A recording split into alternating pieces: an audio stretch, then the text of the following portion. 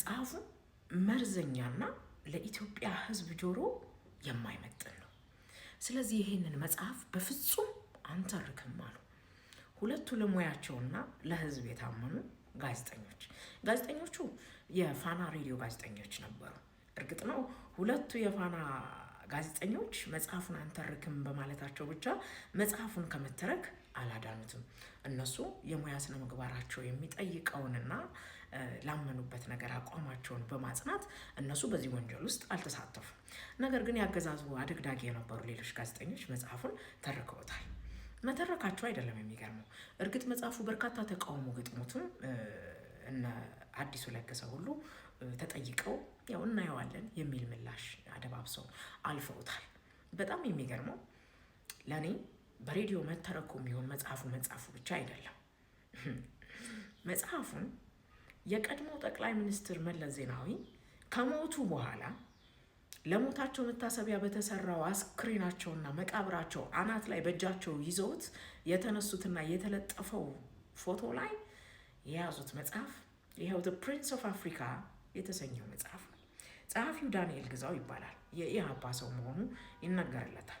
በእርግጥ አሁን በህይወት ያለ አይመስለኝም። ተርጓሚው ደግሞ የብአዴን ይችን ነገር ያዙልኝ፣ የብአዴኑ ሰው መዝሙር ፈንቴ ነው። መዝሙር ፈንቴ በመጀመሪያው የመጽሐፍቶቹ ገጾች ላይ መጽሐፉን በአቶ በረከት ስምዖን እጅ ላይ ለመጀመሪያ ጊዜ እንደተመለከተው እንዲተረጉሙ እንዳበረታቱት ይባስ ብሎም ባህር ዳር ወስደው ሆቴል እንዳስቀመጡትና እዛ እየተቀለበ መጽሐፉን ስለመተርጎሙ በኩራት ጽፏል። ብቻ እንዳይመስላችሁ እያንዳንዱን ገጾች ከተረጎምኩ በኋላ ለአቶ በረከት ስምዖን እደውልለትና አቶ በረከት ስምዖን የሚሰጡኝን ሀሳብና አስተያየቶች እየተቀበልኩኝ እያበለጸኩኝ ነው የተረጎምኩት ይላል።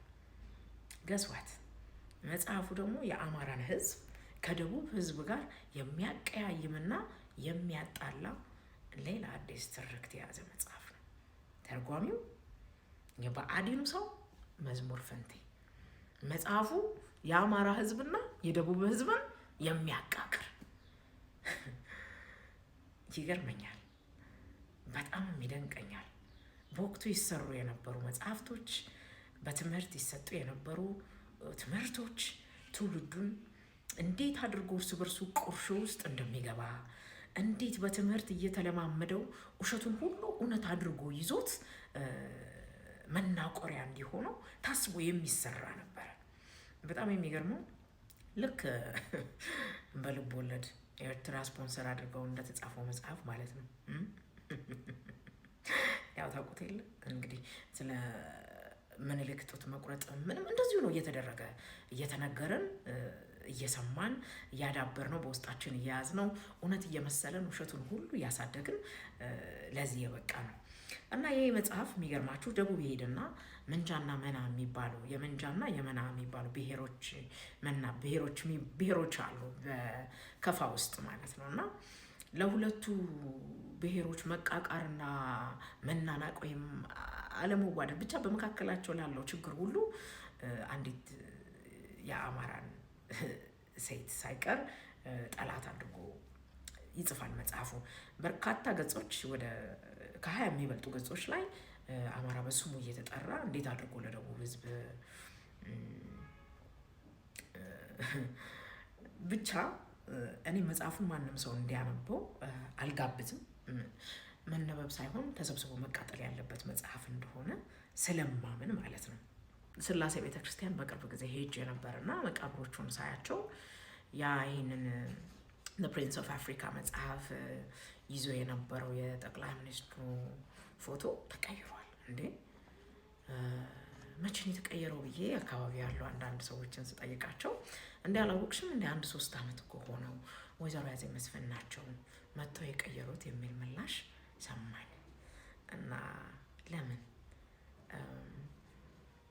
አርጅቶቦት ነው ፎቶ ቆሸሸ አረጀ ወይስ ለምንድን ነው የቀየሩት የሚል ጥያቄ ልቤን አጭሮብኛል። ያው እንግዲህ ምላሹን ከነሱ ካልሆነ ከማንም እናገኘዋለን ብዬ አላስብም። መጀመሪያ ስለምን እንደው ካልጠፋ መጽሐፍ ይህንን መጽሐፍ ይዘውት እንዲታዩ ተፈለገ? አሁንስ ደግሞ ለምን ማንሳት ተፈለገ? የኔ ጥያቄ ነው። ይሄ ብቻ አይደለም። በነገራችን ላይ መቃብሩ ላይ የተጻፈውን ጽሁፍ ካያችሁት ለምሳሌ የእንግሊዘኛና የአማርኛ ጽሁፍ በፍጹም አይገናኝም። ለምን እንደሆነ ራሱ ግራ ያጋባኛል። በእንግሊዝኛ የተጻፈው ጽሁፍ ምን ይላል? እርሳቸው ውጭ ሀገር ሄደው እንዴት ማስተርሳቸውን እንደሰሩ እንዴት እንደተማሩ ምናምናምን ይገልጻል። በአማርኛው ደግሞ እንዴት ትምህርታቸውን አቋርጦ ጫካ እንደገቡ የኢህአዴግ ምናምን እንደሆኑ በኋላ መጀመሪያ የህወሓት ጸሐፊ እንዴት እንደሆኑ ከዛ ለምን ማለት አንድ አይነት ነገር ማድረግ ያልተፈለገው ስለምንድን ነው? እንግሊዝኛውም አማርኛው ላይ የለም፣ አማርኛውም እንግሊዝኛው ላይ የለም ትርጉሙ ማለት ነው። እና በጣም ግርታን ከፈጠረብኝ ነገር ውስጥ ያየሁትን ላጋራችሁ ብዬ ነው ያነሳሁት። ይሄን ነው። አመሰግናለሁ። ዩቲዩባችንን ያሟሟቀን እንድንሄድ እንግዲህ ብዙ ያልተነሱ ያልተነገሩ ሀሳቦችንም እዚሁ አጋራችኋለሁ። እንወያያለን። ተወዳጁ ቤተሰብ ሆኑ።